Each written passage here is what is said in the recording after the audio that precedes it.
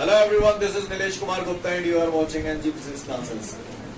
Well, पिछले term में मैंने आप लोगों को ग्रेविटेशनल पोटेंशियल के बारे में बताया, मैंने आपको ग्रेविटेशनल पोटेंशियल एनर्जी के बारे में बताया। ये सारी चीजें हम लोग कर चुके थे। ग्रेविटेशनल पोटेंशियल एनर्जी का फॉर्मूला मैंने पढ़ा था U बराबर minus G M M upon R, yes और नो। फिर मैंने ग्रेविटेशनल पोटेंशियल का फॉर्मूला बताया था आपको V is equal to minus G M upon R. Scene clear है सभी को? किसी को कोई दिक्कत? ग्रेविटेशनल पोटेंशियल की डेफिनेशन जब मैंने आपको बताई थी तो वहां पर आप यूनिट मास को इनफाइनाइट से लेके एक पर्टिकुलर पॉइंट तक लाते थे, और ग्रेविटेशनल पोटेंशियल एनर्जी में किसको लाते थे? एक बॉडी को लाते थे, राइट। उसी कड़ी में हमारे सामने अगला न्यूमेरिकल जो दिया हुआ है, उस न्यूमेरिकल में हमसे बोल रहा है कि भैया अर्थ का मास है 6 into 10 to the power 24 kilogram. वैसे ही मैंने निकलवाया भी था आपको, राइट। तो इस न्यूमेरिकल में कह रहा है कि अर्थ का मास है 6 into 10 to the power 24 kilogram, और सेंटर ऑफ द अर्थ से उसका जो डिस्टेंस है ना, that is 6.7 into 10 to the power 10 metre.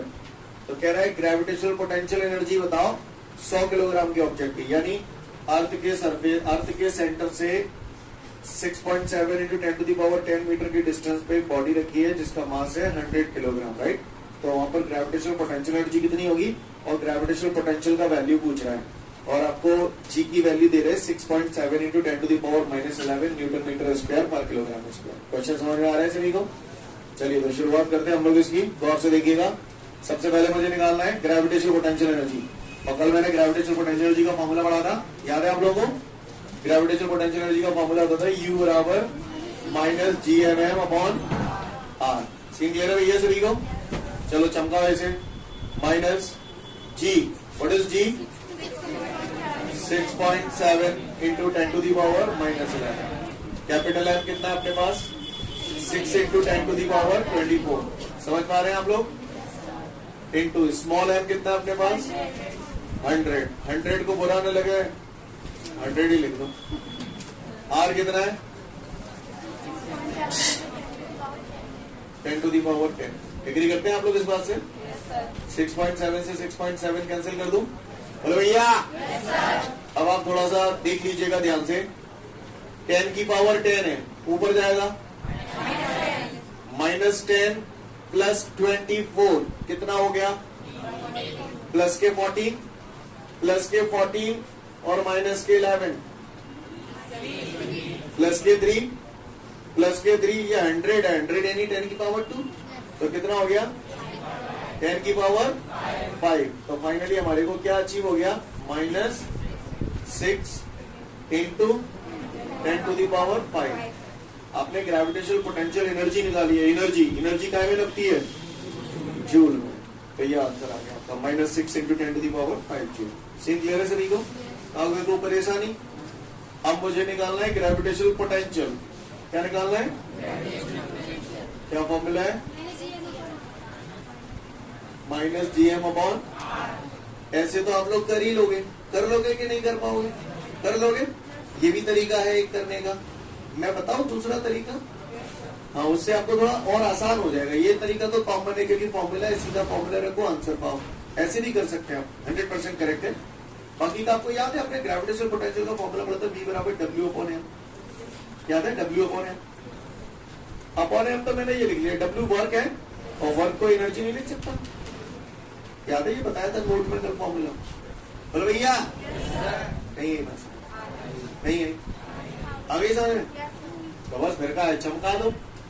U कितना है? U की वैल्यू ये निकाल चुका हूं, -6 into 10 to the power 5 divided by small M कितना है?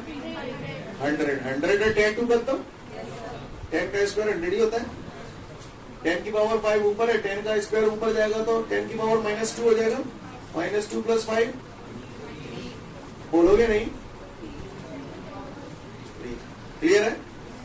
U एनर्जी है तो जूल में नपेगी, M मास है तो किलोग्राम में नपेगा। तो ये इसका यूनिट आ गया। क्या मैं उम्मीद करूं हम लोग समझ गए इस बात को? फटाफट इसे नोट डाउन कर लो, फिर मैं आगे बढ़ूंगा। इसके बाद हमारे सामने अगला क्वेश्चन है, डिफाइन सैटेलाइट। कौन सी लाइट? सैटेलाइट। राइट? सुन रहे हो? सुनो, सुना हुआ वो है ये। इतने ठाप करेंगी, गाल पे गाल मिल जाएंगे।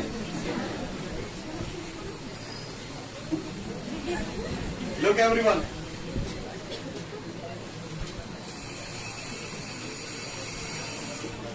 ये सन है,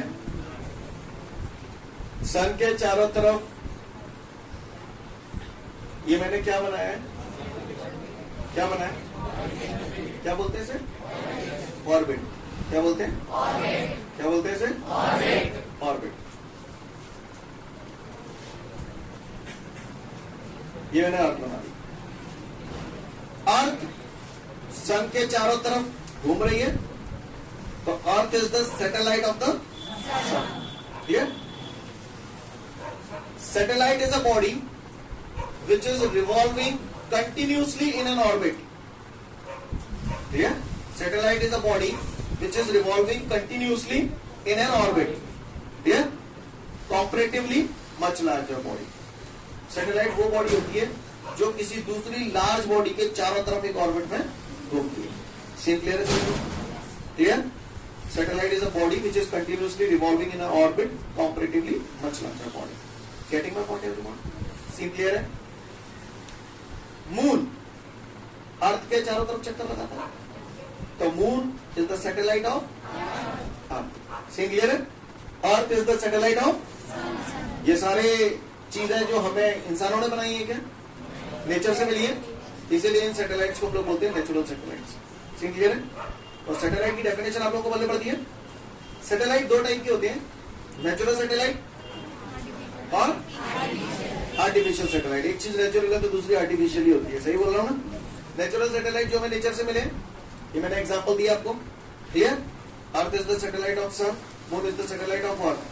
these are the example of natural satellite. Clear? Artificial satellite की अगर मैं बात करूं तो man made satellites are called artificial satellites. Clear? इसके एग्जांपल हो गए Rohini, Apple, clear, Aryabhata, Sputnik. नाम सुने? आपको मालूम है सबसे पहला सैटेलाइट कौन सी कंट्री ने जोड़ा था? रशिया ने। कब? 1957 में। क्लियर? भारत का पहला कौन सा था? आर्यभट्ट। कब जोड़ा था मालूम है? 1975 में। वेरी गुड बच्चे, तो अच्छे ऐसी होती है। क्लियर? देख लो वो तुम्हें। तो चलिए सैटेलाइट का डेफिनेशन पढ़ लीजिए फटाफट मोदी में। इसके बाद जो नोट दिया है वो भी मैंने बता दिया था आपकी, आपको है ना। सबसे पहला सैटेलाइट किसने जोड़ा था? वही नोट में लिखा हुआ, पढ़ लिया ना तुमने? आगे बढ़ते हैं। इसके बाद मुझसे क्वेश्चन पूछ रहा है, explain the uses of artificial satellites. ये जो सैटेलाइट्स हम लोग छोड़ते हैं तो कह रहे हैं इनके यूजेस क्या हैं। ठीक है? इसके यूजेस क्या हैं? तो कोई भी भौगोलिक जानकारी हमको चाहिए, यानी अर्थ से रिलेटेड कोई भी इंफॉर्मेशन चाहिए, ज्योग्राफिकल इंफॉर्मेशन के लिए हम लोग सैटेलाइट का यूज करते हैं। टीवी सिग्नल्स को एक जगह से दूसरी जगह पहुंचाने के लिए हम लोग इन सैटेलाइट्स का यूज करते हैं। ठीक है? क्लाइमेटिक कंडीशन कैसी है, क्लियर, वेदर की फोरकास्टिंग करनी है तो हम लोग इन सैटेलाइट्स का यूज करते हैं। आपको मेरी बात समझ में आ रही है? एक प्लैनेट से दूसरे प्लैनेट पर कोई डेटा पहुंचाना है तो इसके लिए हम लोग इन सैटेलाइट्स का यूज करते हैं। समझ पा रहे हैं आप लोग? तो these are the uses of satellite. आपको मेरी कहानी समझ में आ रही है जो मैं बोल रहा हूँ? क्लियर है? पढ़ दो, समझ जाओ। इसके बाद हमारे सामने अगला क्वेश्चन है, define orbital speed. Orbital speed कुछ समझ में आया? सैटेलाइट ऑर्बिट में ही तो मूव करते हैं, तो सैटेलाइट को उसके ऑर्बिट में स्टैब्लिश करने के लिए जितनी स्पीड की रिक्वायरमेंट होती है that is called orbital speed. यार ऑर्बिटल स्पीड गई भाड़ में। पहले कुछ एक बातें जो हम जान लें बहुत जरूरी है, उसके बिना काम चलेगा नहीं है। लिसन एवरीवन, ये बात मैंने इशारे में आपको पहले भी बताई होगी, आज फिर बता रहा हूं। ये डोरी है, इस डोरी से मैंने ये पत्थर बांध दिया और मैं इसे घुमा रहा हूं। ऑब्जेक्ट घूम रहा है, घूम रहा है कि नहीं घूम रहा है? कैसा मोशन है? कौन सा मोशन है? सर्कुलर मोशन है। सर्कुलर मोशन है। कैसा मोशन है? अब ये जो सर्कुलर मोशन हो रहा है, ये जो सर्कुलर मोशन हो रहा है, तो आप लोग जानते हैं सर्कुलर मोशन में किसी चीज के घूमने के लिए सबसे जरूरी चीज कौन सी होती है? हाँ, ये मैंने आपको बताया था, याद है आपको? Centripetal force. Without centripetal force circular motion is not possible. Clear? ऐसा मैंने बताया था। कोई मुझे बता सकता है सेंट्रीपिटल फोर्स का फॉर्मूला क्या है? mv² upon. वेरी गुड, ये बात मैं आपको ऑलरेडी बता चुका हूँ। ठीक है, भाई ने अभी बताई है तो इस बात बता चुका हूँ। सेम क्लियर है? कोई भी ऑब्जेक्ट सर्कुलर मोशन में अगर घूमता है तो उसे घूमने के लिए सेंट्रीपिटल फोर्स की रिक्वायरमेंट होती है। विदाउट सेंट्रीपिटल फोर्स कोई भी ऑब्जेक्ट सर्कुलर मोशन में नहीं घूम सकता। और सेंट्रीपिटल फोर्स की जो डायरेक्शन होती है that is always towards the centre. ठीक है, सेंट्रीपिटल फोर्स की डायरेक्शन कहां की तरफ होती है? सेंटर की तरफ होती है हमेशा, towards the centre of the circle. और सेंट्रीपिटल फोर्स का जो फॉर्मूला होता है that is F is equal to mv square upon r। क्या फॉर्मूला होता है सेंट्रीपिटल फोर्स का? F is equal to mv square upon r। तो ये बात आप सब लोग जानते हैं, ऐसी मैं उम्मीद करता हूं, मैं पहले भी बता चुका हूं। फिर से एक बार देख ले, जैसे ये डोरी है, डोरी से ये पत्थर बांध दिया, मैं इसे घुमा रहा हूँ, ये सर्कुलर मोशन में घूम रहा है ना?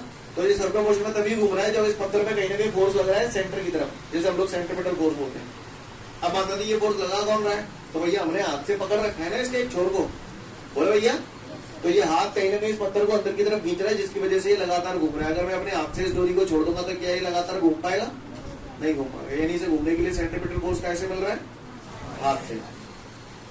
तो फिर भैया इसमें कहां से मिल रहा है? ये सैटेलाइट ऐसे घूम रहा है सन के चारों तरफ, इसे भी तो घूमने के लिए सेंट्रीपिटल फोर्स चाहिए, जहां तो कोई डोरी है तना में। तो इसे कहां से मिल रहा है? सन से। सन से ऐसा क्या लग रहा है? Gravitational force. सन जो है वो इस पे लगातार ग्रेविटेशनल फोर्स लगाकर इसे अपनी तरफ खींच रहा है ना? और चूंकि ये फोर्स सेंटर की तरफ काम कर रहा है, इसलिए इस फोर्स को कौन सा फोर्स बोलेंगे? यानी यहाँ पर इसे घूमने के लिए जो सेंट्रीपिटल फोर्स चाहिए वो कौन दे रहा है? सन दे रहा है ना? सन इस पे ग्रेविटेशनल फोर्स लगा रहा है, उसी वही ग्रेविटेशनल फोर्स यहाँ पर क्या काम कर रहा है? सेंट्रीपिटल फोर्स का। नहीं है मेरी बात समझ क्लियर है? बात समझ में आ रही है जो मैं बोल रहा हूँ? अच्छी बात है। अगर ये बात आपको समझ में आ रही है तो फिर अब आपको कोई दिक्कत नहीं आनी। ये बॉडी है घूम रही है, इस बॉडी में जो सेंट्रीपिटल फोर्स लग रहा है तो फोर्स का फॉर्मूला है F is equal to mv square upon r। आपकी जानकारी के लिए बता दूं, m यहाँ पर मास है और ये मास उस बॉडी का है जो घूम रही है, जिसमें फोर्स लग रहा है। समझ गए ना मेरी बात को? इसका नहीं है। जैसे यहाँ पर ये बॉडी घूम रही है तो ये मास इसका है, इसका नहीं है। समझ गए? वेलोसिटी भी इसी की है, इसकी नहीं है, क्योंकि घूम कर यही रही है ना। और r is the radius of the circular path. तो ये सर्कुलर ट्रैक है तो रेडियस यहाँ से यहाँ तक का डिस्टेंस हो जाएगा। खाली समझ में आ रही है आप लोगों को मेरी? जो मैंने बोला आपको बल्ले पड़ा बल्ले? चलो तो ठीक है, फिर आगे बढ़ते हैं। अगर आपको मेरी ये बात समझ में आ गई तो थोड़ा सा हम लोग समझने की कोशिश करते हैं ऑर्बिटल स्पीड। ऑर्बिटल स्पीड की अगर हम लोग बात करें तो ध्यान से सुनिएगा सब लोग। ये अर्थ है, ठीक है, ये मैंने अर्थ बना दिया। सैटेलाइट कैसे छोड़े जाते हैं वो बता रहा हूं। ये अर्थ है, यहां से मैंने कोई भी रॉकेट छोड़ा, क्या ये रॉकेट है, ठीक है जी, और रॉकेट के अंदर रखा हुआ है सैटेलाइट। समझना मेरी बात को? सैटेलाइट को मैं स्टैब्लिश करना चाहता हूं, ठीक है, इस प्रकार स्टैब्लिश करना चाहता हूं कि वो सैटेलाइट अर्थ के चारों तरफ घूमने लगे। समझ में आ रही है मेरी बात? तो सबसे पहले ये रॉकेट ऊपर जाएगा, ठीक है, जा सकता है रॉकेट ऊपर। रॉकेट ऊपर जाएगा और फाइनली रॉकेट एक पोजीशन ले लेगा। ये रॉकेट ने अपनी पोजीशन ले ली लाइक दिस, ऐसे करके। आप लोग समझ रहे हो मेरी बात को? ये रॉकेट ने पोजीशन ले ली, ठीक है जी, और ये इसके अंदर क्या रखा हुआ है? सैटेलाइट। जैसे रॉकेट ने ये पोजीशन ली उसके बाद रॉकेट अपना काम करेगा, रॉकेट अपने मुंह को फाड़ देगा। तो रॉकेट मुंह को फाड़ेगा तो ये मुंह उसका ऐसे खुल जाएगा। उसके बाद ये सैटेलाइट यहाँ पर रखा हुआ है, इसके अंदर पूरा मैकेनिज्म बना होता है। अब उस मैकेनिज्म के जरिए हम इस सैटेलाइट को छोड़ते हैं यहाँ पर, ठीक है, सैटेलाइट को छोड़ते हैं और इतनी स्पीड से छोड़ते हैं कि वो यहाँ पर आकर इसमें ऑर्बिट में स्टैब्लिश हो जाता है। समझ में आ रही बात? इतनी स्पीड से सैटेलाइट को छोड़ा जाए कि वो यहाँ पर आके ऑर्बिट में घूमने लगे, तो ऐसी स्पीड को बोलते हैं orbital speed. Clear? The speed which is required to establish a satellite in its orbit is called orbital speed। कहानी समझ में आ रही है? The speed which is required to establish a satellite into its orbit is called orbital speed। और usually speed को हम लोग v से डिनोट करते हैं, लेकिन ऑर्बिटल स्पीड होती है तो सफिक्स में 0 लगा देते हैं या o लगा देते हैं। समझ में आ रही है मेरी बात? तो इसको हम लोग कौन सी स्पीड बोलते हैं? तो आपको ऑर्बिटल स्पीड का डेफिनेशन समझ में आया? Clear? The speed which is required to establish a satellite in its orbit is called orbital speed। It is denoted by the letter v0। Scene clear है? तो चलूं फिर मैं आगे। तो चलिए शुरुआत करते हैं। इसके लिए डेरिवेशन हम लोग डेवलप कर रहे हैं, ध्यान से देखिएगा ऑन द बोर्ड। तो ऑर्बिटल स्पीड की डेफिनेशन अभी तक आप सभी लोगों को क्लियर हो चुकी है। अब मैं काम पे आता हूं, गौर से देखिएगा सब लोग। लुक, मैंने मान लिया, ध्यान से देखेंगे ऑन द बोर्ड सब लोग, ये अर्थ है, क्या है ये? This is the earth, right guys? ये अर्थ का कौन है? सेंटर। सेंटर पे सुना है पूरा मास कंसंट्रेट होता है आपका, क्लियर? तो यहाँ पर कैपिटल एम काय का मास है? अर्थ का मास है। काय का मास है? अर्थ का मास है। What is this? किसकी? अर्थ की। सीन क्लियर है? कोई दिक्कत? इसके चारों तरफ मैंने एक ऑर्बिट बना दिया, ये मैंने ऑर्बिट बना दिया लाइक दिस। सीन क्लियर है भैया? ठीक है, मैंने मान लिया ये जो ऑर्बिट है यहाँ पर सैटेलाइट है, ठीक है जी। और सैटेलाइट की जाहिर सी बात है हाइट भी होगी उसके सरफेस से कुछ ना कुछ, मैंने मान लिया स्मॉल है, ठीक है जी। सैटेलाइट की अर्थ के सेंटर से डिस्टेंस मैंने मान लिया स्मॉल आर है। आप मुझे बता सकते हो स्मॉल आर क्या के बराबर है? R plus H. कल परसों भी किया था आपने यूज, याद आ रहा है आपको? आदत डाल लो इसके, ये बार बार लगने वाला है। स्मॉल आर बराबर आर प्लस एच। नजारा क्लियर है सभी को? ओके। आपने बोला था कि सर ये जो सैटेलाइट है ये घूम रहे हैं, तो जिस स्पीड से घूम रहा है उस स्पीड को कौन सी स्पीड बोलते हैं? Orbital speed. कैसा मोशन है? सर्कुलर मोशन है, तो जाए कहा चाहिए विदाउट सेंट्रीपिटल फोर्स, तो ये घूमेगा नहीं। इससे सेंट्रीपिटल फोर्स कौन दे रहा है?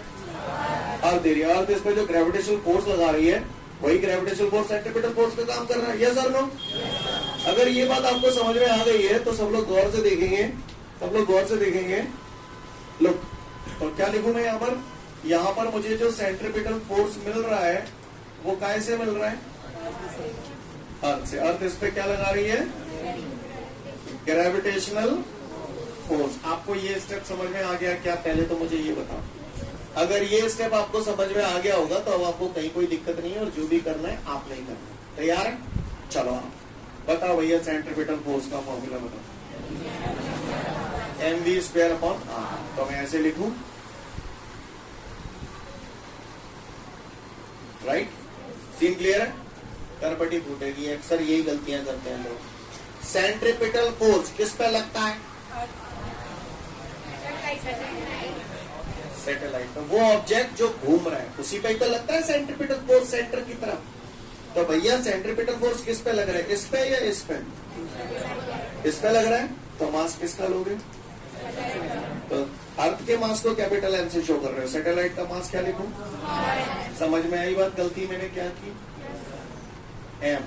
अक्सर लोग कैपिटल एम लगा जाते हैं, इसलिए मैं बार बार गलती करूंगा, इसलिए आप सोचना कब मैं कहा क्या बोल रहा हूं, है ना? ये मिस्टेक्स लोग करते हैं।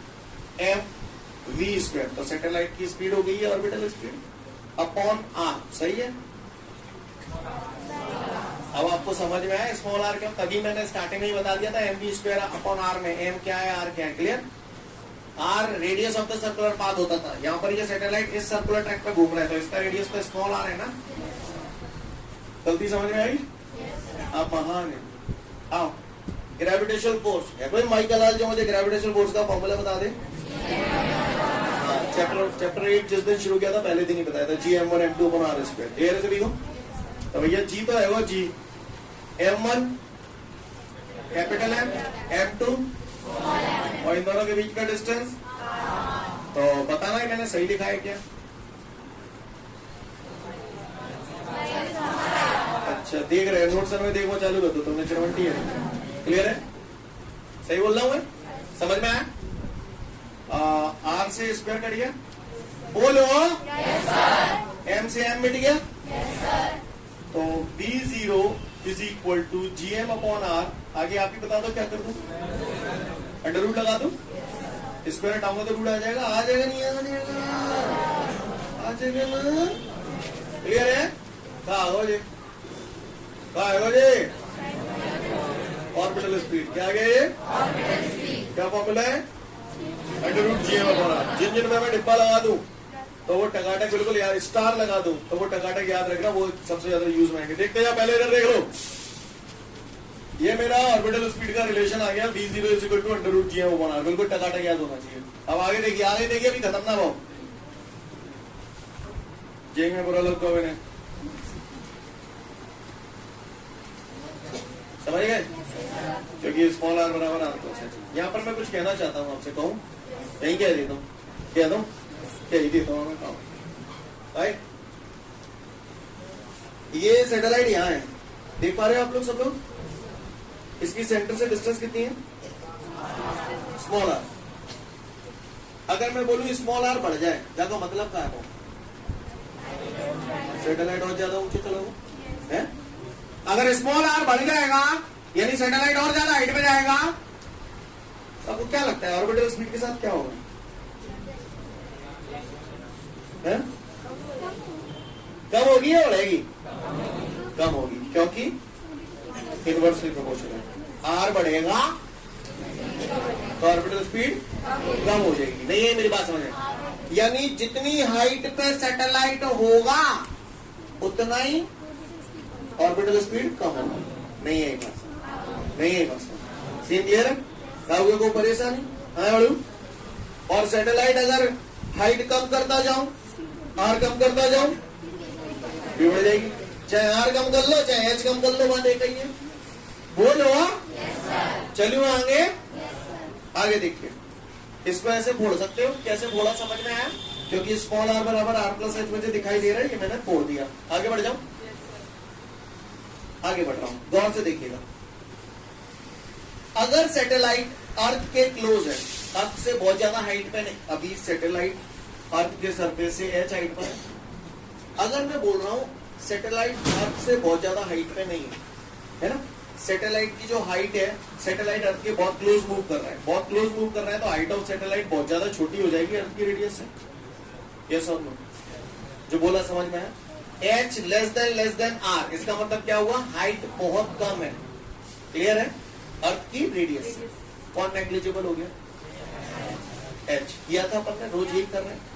एच नेग्लिजिबल हो गया तो यहां नजारा क्या बच जाएगा? क्या लिखूं? बोलो बोलो ना पढ़ रहा हो।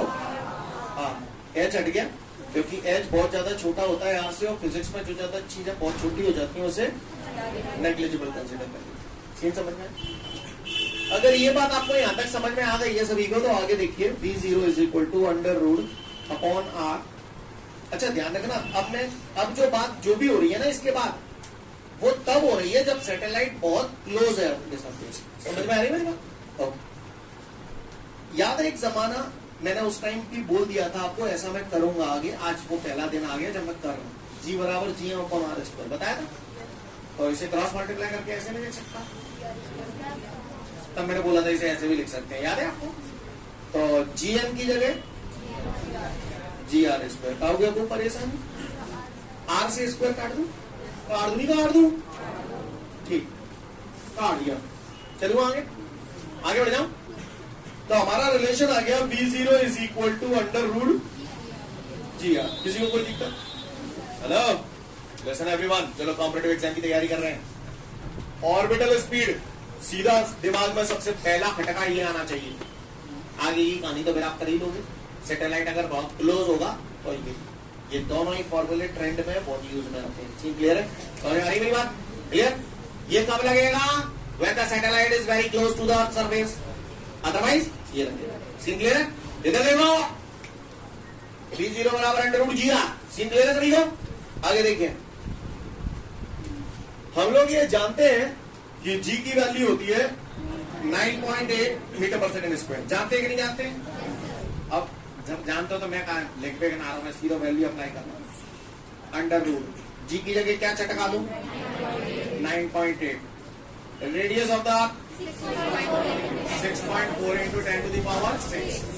क्लियर है? बात समझ में आई? सब कुछ रख गया। इसको जब आप सॉल्व करेंगे ना, इसको जब आप सॉल्व करेंगे तो ये सॉल्व करके आएगा 7.98 into 10 to the power 3 metre per second. Clear? कितना आएगा? 7.98 into 10 to the power 3 metre per second. आगे देखिए, 7.98 10 की पावर 3 किलो बोल सकता? बोल सकता। तो ऐसे लिख दो किलोमीटर पर सेकेंड। नहीं है बस बोलो नहीं लगे तो इसको approximately equal to 8 kilometre per second. नहीं है। वो सैटेलाइट जो अर्थ के बहुत क्लोजली मूव करते हैं उनकी जो ऑर्बिटल स्पीड होती है वो यूजुअली 8 किलोमीटर पर सेकेंड होती है। समझ में आ रही है बात? कोई थोड़ा बहुत इधर उधर कर दे तो चलता है, कोई बड़ी बात नहीं। समझ में आ रही है मेरी बात? ओके, दो satellite which is revolving very close to the earth surface, its orbital speed will be 8 kilometre per second. Getting my point everyone? Seen clear है? तो किसी ने मुझसे ऑर्बिटल स्पीड पूछ लिया है, उसके लिए फॉर्मूला ड्राइव करवा लिया, तो आप कर तो नहीं पाओगे ना? कर लेंगे? तो जल्दी से फटाफट देख लो अच्छे बच्चों की तरह, राइट? लिसन, अगर इस सैटेलाइट की अर्थ के सरफेस से हाइट और बढ़ जाए तो ऑर्बिटल स्पीड का है जागी। समझ गए? कम क्लियर? समझ गए? Okay. If the height of the satellite increases orbital speed and vice versa. Vice versa यानी इसका उल्टा भी सही होगा। अभी मैंने बोला हाइट बढ़ जाएगी, कम हो जाएगी तो ऑर्बिटल स्पीड, समझ में आया ना आपको? वाइस वर्सा मतलब इसका उल्टा भी ठीक है। तो हाँ राइट। एक बात पूछो, कौन सा पूछ लो? पूछेगी तो मैं आओ भाई, ये जो सैटेलाइट है ना 5 किलो को है, 1 किलो को है 5 किलो को, और मान के चलो इसकी orbital speed 5 metre per second है। कितनी है? अगर मैं 10 किलो को सैटेलाइट यूज करूं तो आपको क्या लगता है इसकी ऑर्बिटल स्पीड बढ़ जाएगी या घट जाएगी? बढ़ जाएगी। हाँ, घट जाएगी, सेम रहेगी। कौन सा करो? सेम मारो, कौन सा सेम मारो, कौन सा है? क्या सेम रहेगी? क्यों?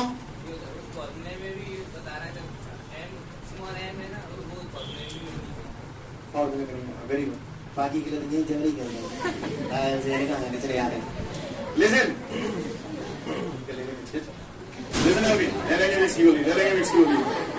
लिसन, अगर सैटेलाइट का मास 5 किलो से बढ़कर 10 किलो हो जाए, 5 किलो से बढ़कर 10 किलो हो जाए, तो मैंने पूछा ऑर्बिटल स्पीड पे क्या इफेक्ट पड़ेगा? तो कई लोगों की एकदम भरभरा के पागल से आ जाते हैं, जहां पे मेजर जाते हैं मास मास मास बढ़ जाएगा तो ऑर्बिटल स्पीड बढ़ जाएगी, डायरेक्टली प्रपोर्शनल है। 99% लोग यही करते हैं और गलत हो जाता है। गलत क्यों हो जाता है? कारण सुनिए। मैंने क्या बोला? सैटेलाइट का मास। क्या ये सैटेलाइट का मास? ये तो अर्थ का मास है, अर्थ का मास। सैटेलाइट को मास तो नहीं नहीं मेरी बात सुनिए। चलो जी, नहीं मेरी बात सुनिए। सीन क्लियर है गाँव वालों? सैटेलाइट का जो मास था यहाँ उड़ा दिया गया है, नहीं ये बात समझ? यानी कहने का तात्पर्य है orbital speed of the satellite does not depend on the mass of the satellite. नहीं बात समझ? जो ऑर्बिटल स्पीड होती है वो सैटेलाइट के मास पे डिपेंड नहीं करती है। इसको यूजुअली कैसे लिखते हैं? कई बार ओटी आ जाता है, orbital speed of the satellite depends on the mass of the satellite as shown in the option. फिर अपने को करेक्ट ऑप्शन चुनना होता है। Option number A, B, C. Option तो दिखाई दे रहे हैं आपको ना? डी,